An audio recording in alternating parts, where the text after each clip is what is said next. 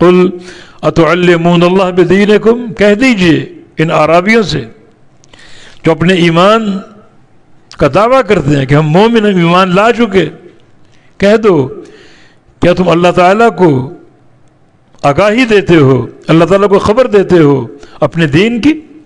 اللہ کو بتا رہے ہو کہ ہم دیندار ہیں؟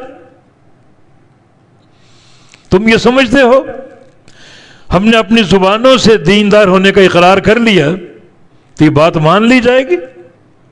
اللہ کو بتا رہے ہو، اللہ تعالیٰ تمہارے ظاہر کو بھی جانتا ہے، تمہارے باطن کو بھی جانتا ہے۔ جس چیز کا اقرار تم اپنی زبانوں سے کر رہے ہو وہ چیز دل میں کہاں ہے؟ وہ دلوں کو دیکھتے، دلوں کو جانتا ہے۔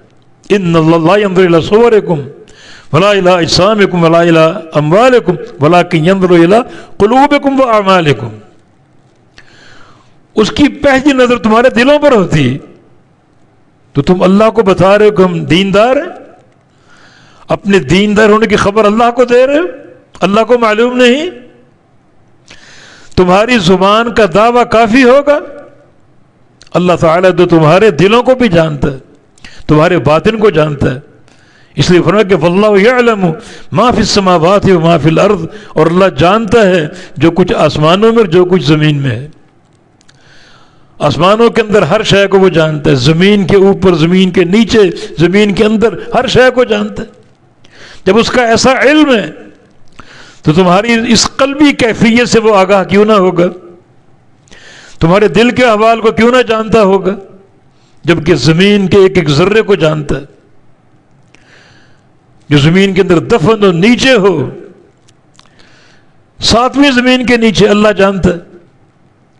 تو اس اللہ پر تمہارے دل کی کیفیت مخفی ہوگی؟